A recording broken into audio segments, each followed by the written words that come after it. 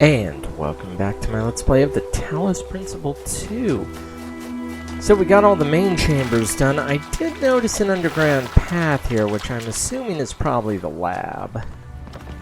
I did catch that at the end of the last video, so we do have to go down here anyways to be able to open the way forward. Yeah. Hi. You need something? Look at this place. I see that. It's beautiful, isn't it? Mesmerizing.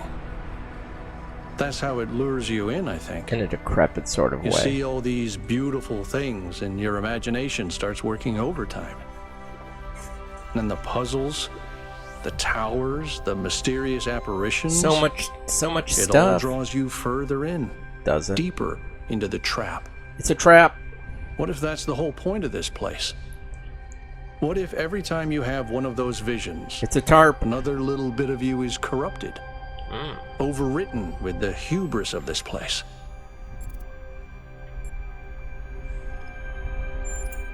My mind I'm is sorry, running out. I didn't mean to suggest you were, You're being brainwashed. whatever it is I'm trying to say. I don't think you know. I guess I'm just disappointed in myself.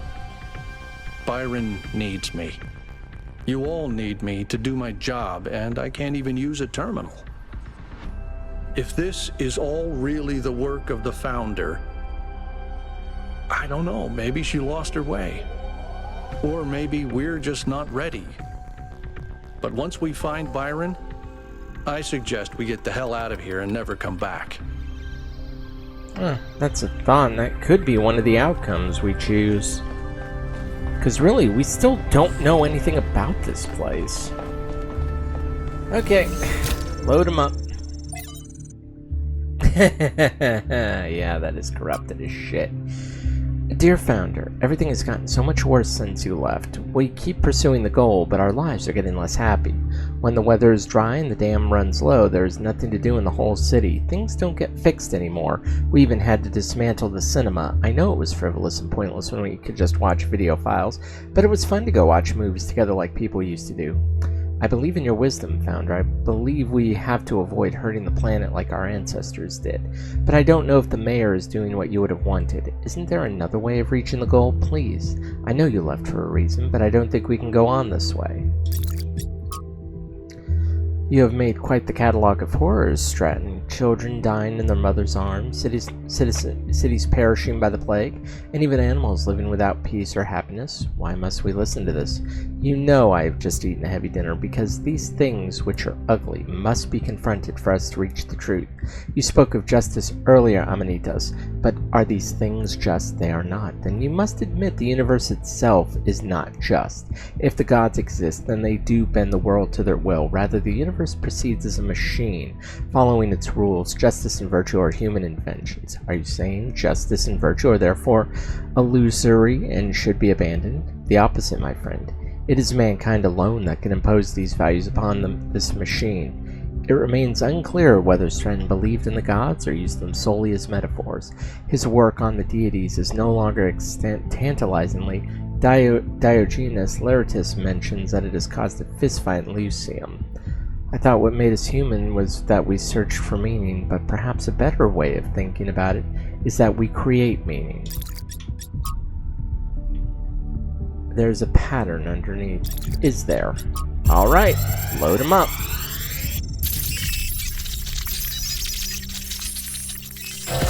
Yep, we are broken down again. What the hell? Our ancestors kept telling themselves that the brevity of their lives didn't matter. But they had so little time to ever really think about anything.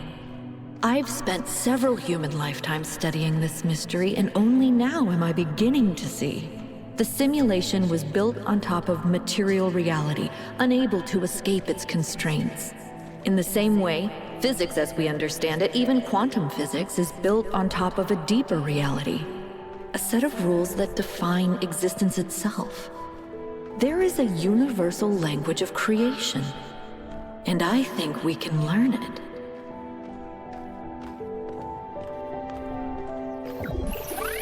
That's the first time I explored one of those and couldn't find anyone. The language of creation. What were they doing here? And how far did they get? I don't know. I can't answer that, but I think I fixed the Tetromino bridge machine ring thing. Yeah, I say I think because it's not in the schematics. Okay. And what I'm doing is hack work at best. Try it and see if it works. Well, I guess I can. Well, I got other things to do first. I know I got a few more puzzles to solve.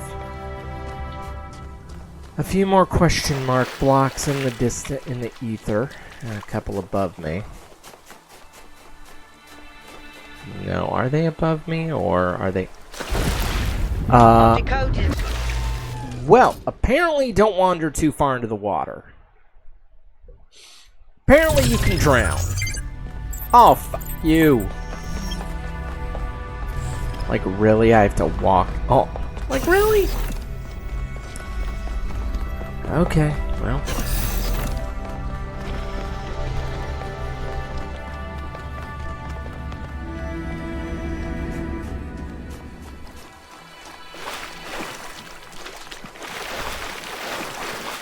Let's see, so... Oh, there's a terminal right there. Can I get to it, though? Yes. Yes, I can. What do you got for me? Oh, crap. From Arkady Chernovsky's In Our Likeness, Essays on Humankind Reaching Adulthood. The question of our relationship with nature has bedeviled us since the earliest days of our species. Since before the first city was built, we felt that there was something different about us. Animals, we intuited, were part of nature. We were not. But of course, humans clearly are the products of nature, our history intertwined with that of every other species.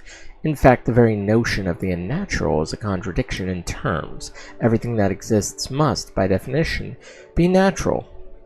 So this view, no matter how common, is deeply paradoxical. This paradox has produced a great deal of confusion. Some proclaim us chosen by a divine power, set above all other creatures, and are justly accused of arrogance. Others proclaim us sinners, worse than other creatures, and are rightly accused of misanthropy. Yet others oppose this binary by saying that we are merely animals after all. But that too is manifestly wrong in that no other animal is capable of having this conversation. It is the contentious issue of our impact on the ecosphere that an answer may be found. Other animals have accidentally terraformed the planet before, driving other species to extinction. This is not unnatural if we continued our current path, even to the point of changing the climate enough to cause the collapse of civilization. That would be entirely in keeping with how animals behave. But there is one profound way in which we are not like animals. We can learn to understand ourselves and the world. It is this knowledge that makes us fundamentally different. We have choices. We have control. There are many today who are afraid of the consequence of control and would prefer a return to the state of animal ignorance, whether by blinding ourselves to the impact of our actions or by demanding we humble ourselves before nature. This is the response of an adult in crisis who wishes to return to childhood. But this can only ever be regressive in every sense of the word. To resolve the paradox of nature, we must act as adults, accept our power, and act consciously and deliberately in shaping the world. We must become nature, and nature must become human. This is the heart of the matter, lifting up the world rather than lowering ourselves. But why do so many people so badly want to lower themselves? Do they want to? Or is it simply a convenient pose to strike? We upgraded the lab with my new design. Synthesizing some of the pieces took longer than expected. We still have some bugs to iron out when it comes to complex structures, but it worked. Now the labs are safe and prettier, although Father says they look too much like spaceships. I don't see it. Do you? Well then, okay. And Trevor, I believe he's the one who had the weird crush on Alexandra. Today, we were delighted to be visited by a bunch of protesters, these voluntary extinction weirdos who think we're creating soulless monstrosities that will destroy the planet. They broke into the facility and started yelling at everyone. Fun, fun, fun, right? Then one of them lunged at Alex. Big mistake. Chernyshevsky grabbed the guy and literally threw him across the room. I mean, almost threw him all the way off the dam. After that, the rest of them had a change of heart. Now, I'm telling you this because mostly it is not like that. But these people do exist. And somewhere in their shriveled little souls, they think that they're doing the right thing. They think they're being righteous. Now to me, what Alex is trying to do is an obvious good. But that's not the same for everyone. Yeah, they kind of learned a lesson. It's like you probably shouldn't have gotten physical unless you were prepared to face the consequences. And they're protesting that we're gonna we're gonna leave the planet to some soulless people, but okay, so what's your answer then? Because clearly there's no answer in stopping the virus that ravaged humanity, and oh boy. Aerial warp. Oh. Okay.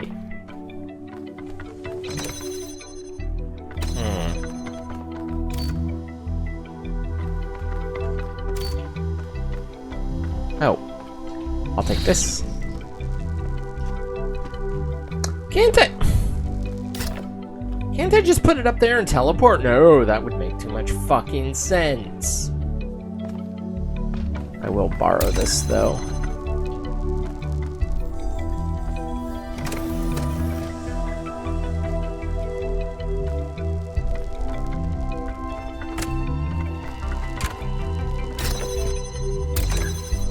Oh, now I need to take this, swap the pieces.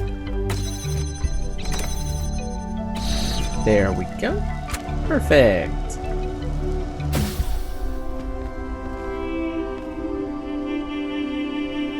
Okay, so how about I take this box, put it down here.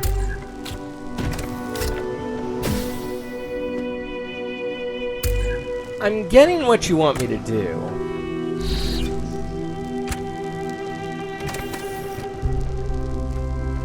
That's the thing. I'm getting what you want me to do. It's not overly complicated. What?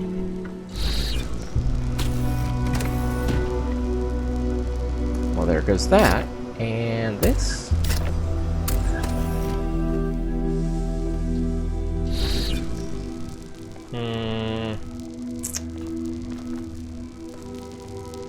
Unless I can drop it outside. Ah, there we go. I was gonna say, it's like I don't feel like I think I see the problem though. I did box myself in just in a different way than expected. Fuck. I had the right idea. I should have taken the fan though. That was my mistake. That right there was my mistake. Okay, so I take this. Let's try this again. Whoops. Forgot, gotta... Ah! Forgot I gotta teleport and just jettison myself to the four fucking winds.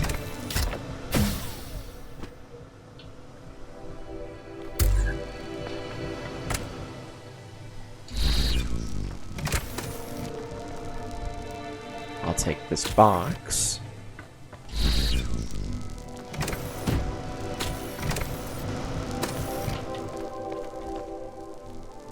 And I just put this box right here, please. Okay, there goes that.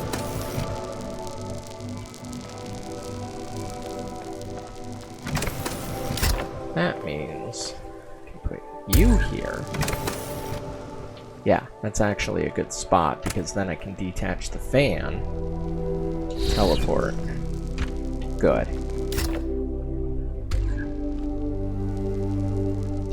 Perfect. Now I have all the pieces.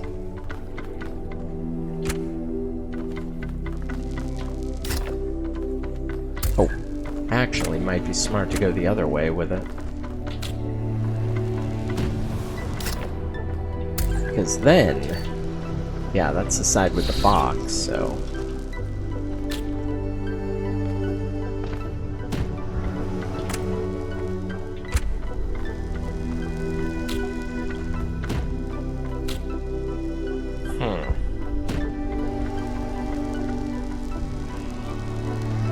What if I only use one?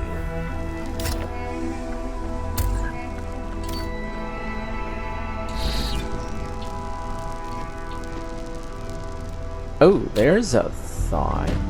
Haha!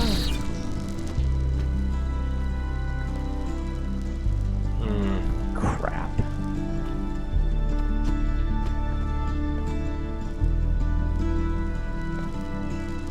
That was a good idea. Because the problem is I got all the pieces.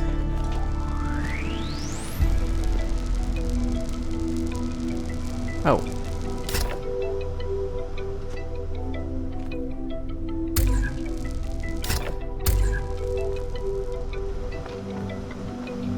I don't really need this on anymore if I can just teleport my way up there to begin with.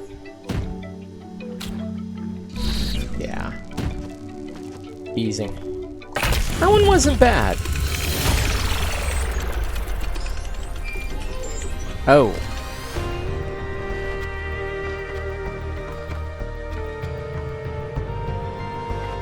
Didn't realize this one was sunk below water, though. Okay, so what's left? 2 more question mark blocks? Yeah. Apparently if we decide to go for too much of a swim, we just completely burst. But then again, we're not humans, so... That is funny, though, that partially underwater... Oh no, that's fine. Completely underwater. That's the straw. Hey, what's going on? I think it was Byron who was the one who was always scanning me, so it's like... yeah, I'll go around here. This one's confusing to navigate, mainly because of all the raising and lowering and all that shite. Ah, I see what I need. It's up there. So...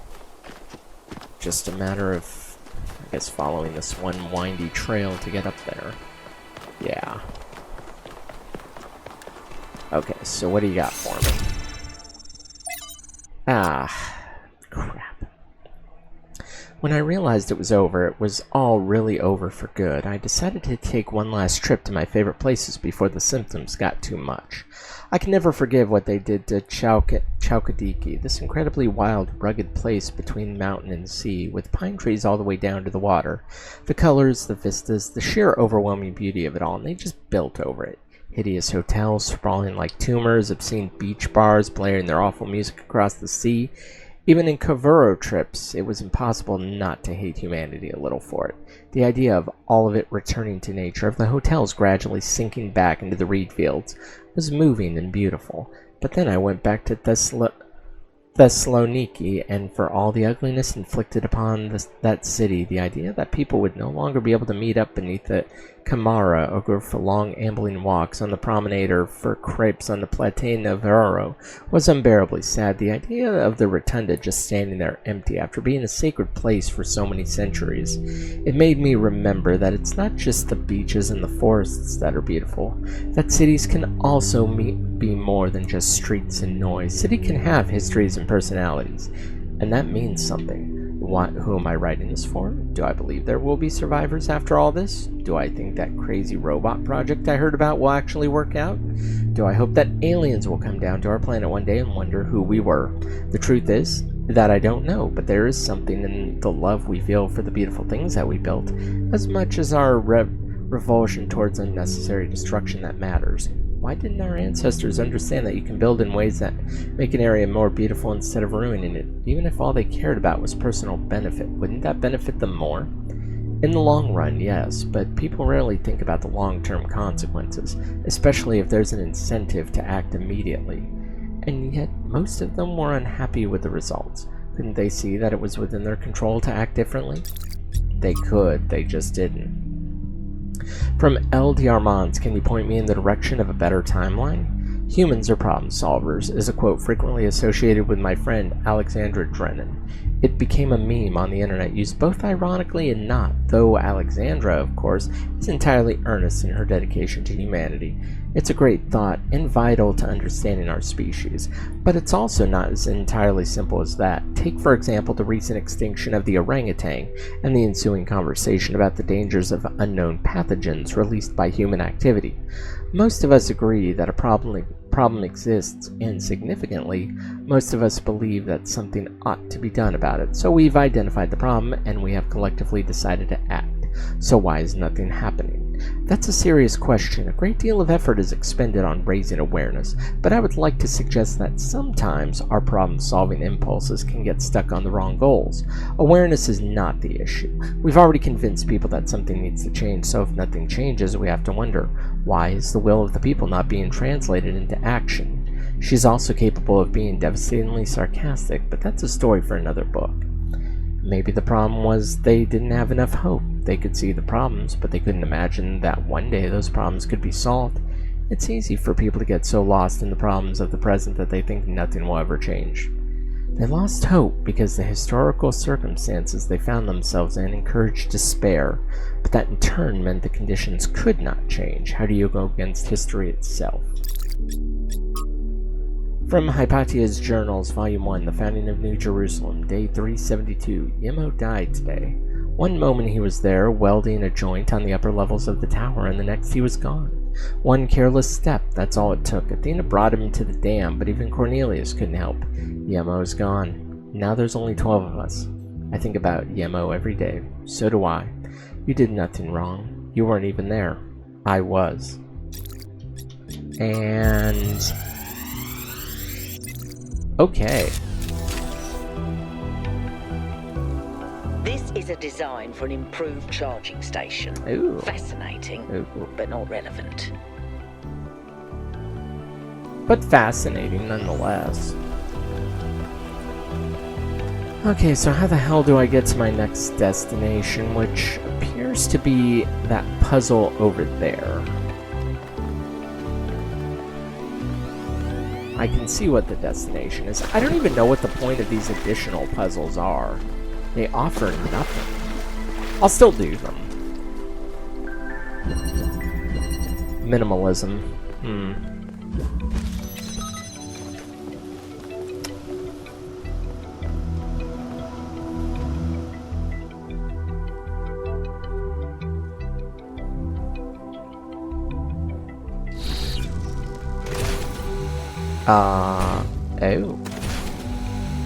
Fascinating.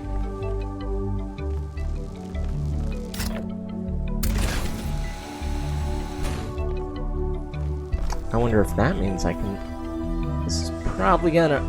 Ah! Oh, so the large falls do hurt us, kind of.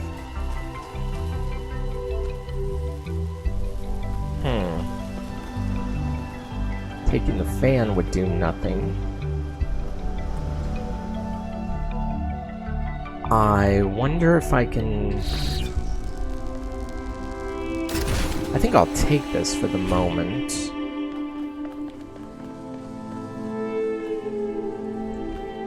But then... Ow. No, that's still not gonna help. No, wait, it does.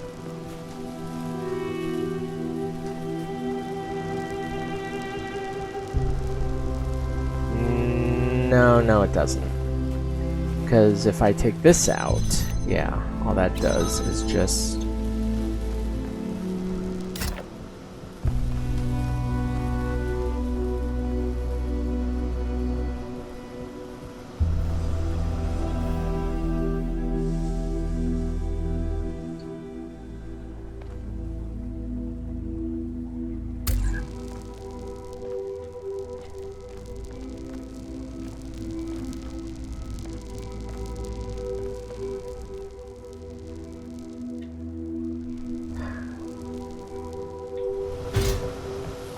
So there's no safe way to go down.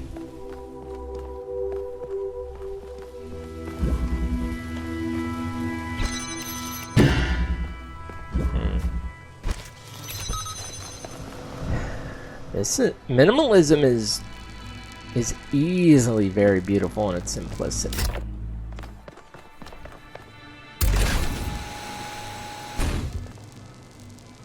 Oh. No, but then...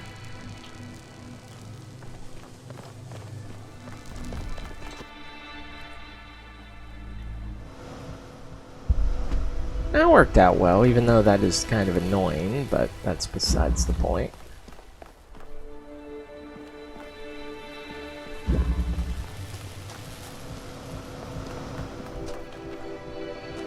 No, this is the side we put it on, so...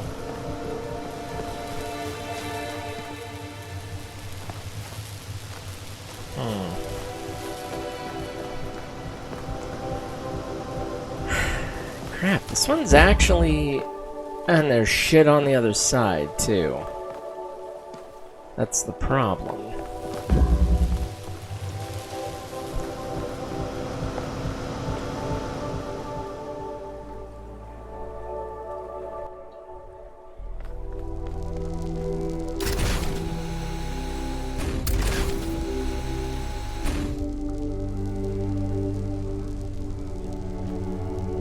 Like, I see kind of where you want me to go, but the problem is getting there.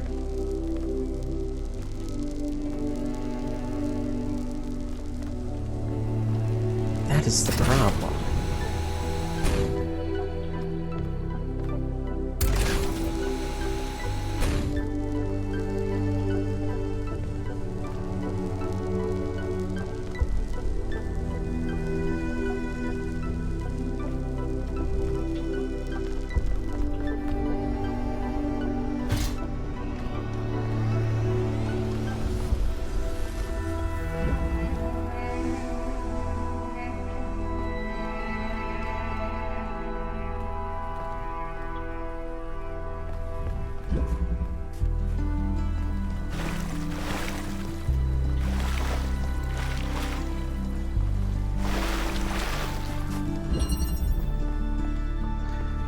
This one's actually tough because it's so...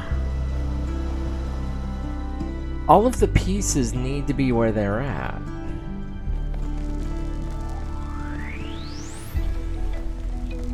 The problem is I need that jammer.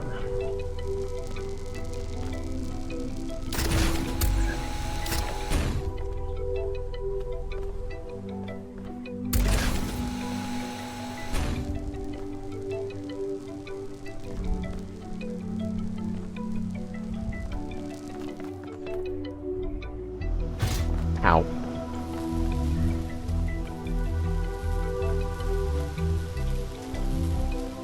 I see a laser up there too, but that doesn't help me. Again, it's very minimalist in design, but it's very complex in strategy, and I may have to... Wow, yeah, I've wasted a lot of time. Probably not on this, but on this whole episode in general, so... I may have to take a look.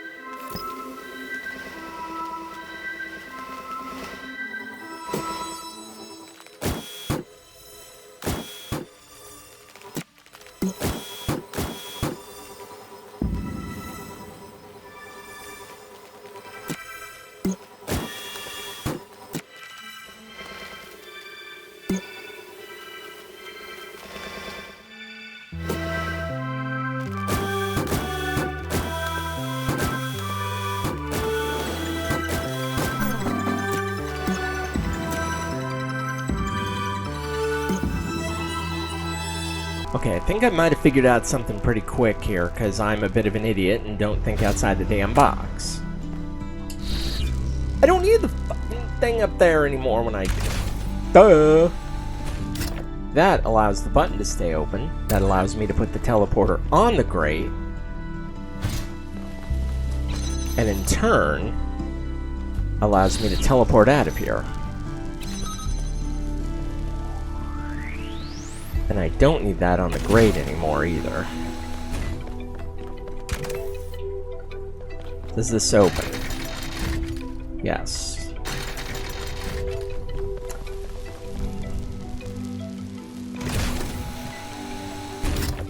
Okay, unfortunately the jammer is gonna have to stay over here.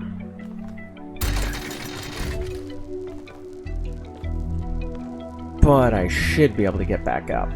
Ah! That hurt.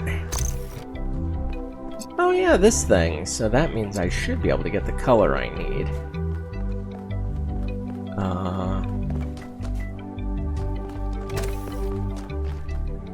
Okay, I was gonna say. Otherwise I'm kind of trapped.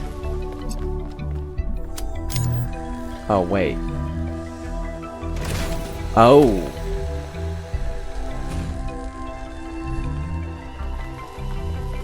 That creates a whole new problem. Although...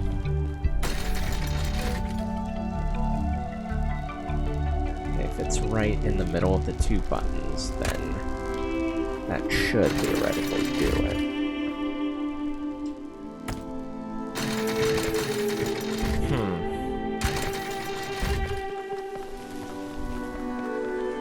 Actually, I should be able to be the conduit. There we go. I was able to be the conduit. You're overthinking it. See if we do this. Now we can go back down with our newfound toy. Blast open the door and get the hell out of here. Clever! I like it. I like it a lot. No, that was actually pretty cool. It really I mean, granted, I keep reminding myself I have to think outside the damn box, and I keep forgetting that to think outside the damn box. Oh well. Okay, so there's one more up here.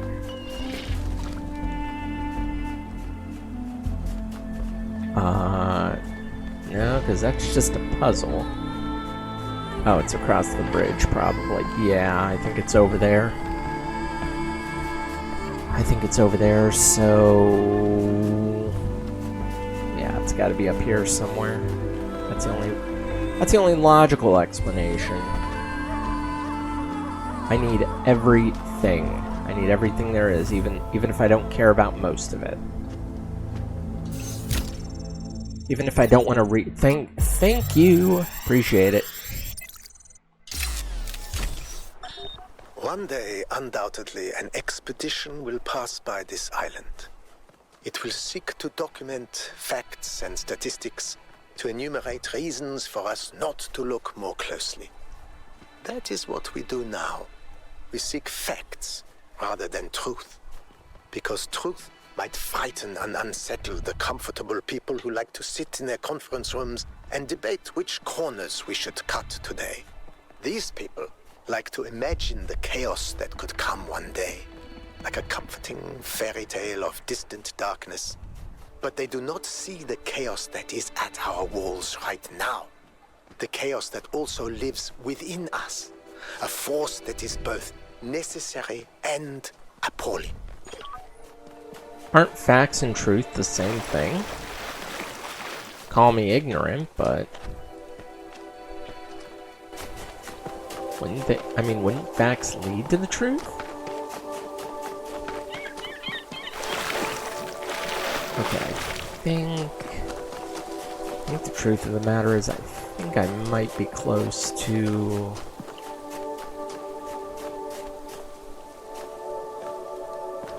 where I need to be.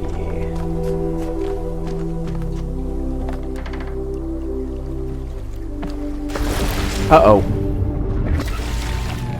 Probably shouldn't have gone in there. I can never tell how deep the damn water is. Ah, crap. That's what I hate. It's like the last spot you died at, or the last spot of importance you looked at, is where you respawn.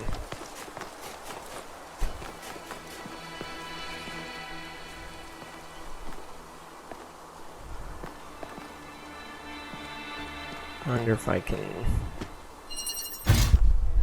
There we go.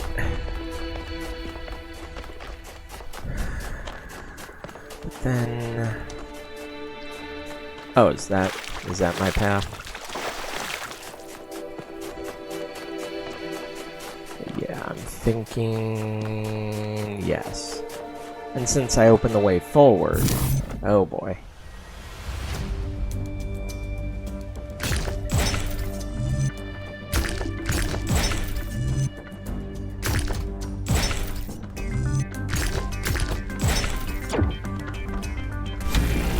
And it looks like it's a double-sided pattern, which, to be honest, is actually a little bit easier because...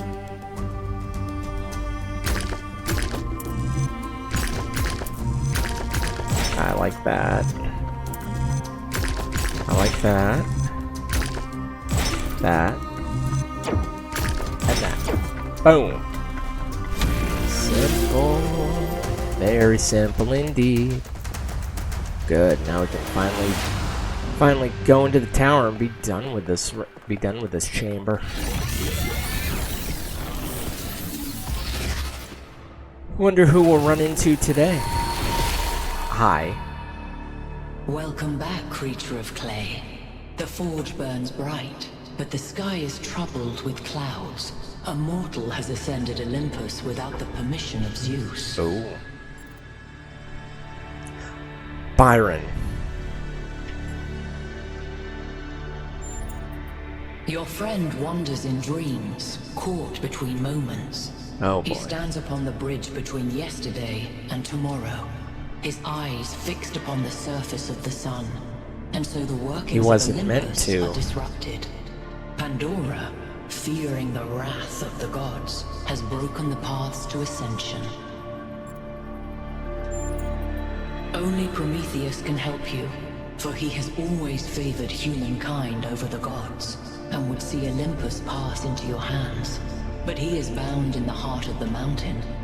Break his chains, and he will show you the way. So do we have to free Prometheus then? And by that, defy the will of Pandora and the gods themselves? Also, why is there a staircase here if... I think it's safe to assume that Olympus is the entity's term for the megastructure. Yeah. It looks like our best chance of rescuing Byron is finding Prometheus and freeing him. How do you free a weird, glowing ghost thing? That is also a good question. I suspect these entities exist within the megastructure systems, and what we're seeing is just how they manifest to communicate with us. That would make the most sense. I don't really care what they are. For now, let's play along. Play along, and we gotta free Prometheus though in order to find the way to Byron.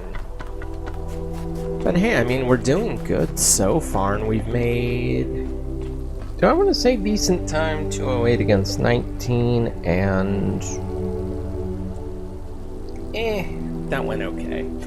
That went okay. I mean, the rest of this chamber was honestly pretty easy, and I'm remembering more and more to think outside the realms of, you know, normal realms. Think outside the box. But yeah, so done with the first of the southern areas. So now we can bring this one to a close for today. So in the meantime, though, if you liked what you saw, make sure you give this video a thumbs up, subscribe to the channel, and of course, as always, thanks for watching.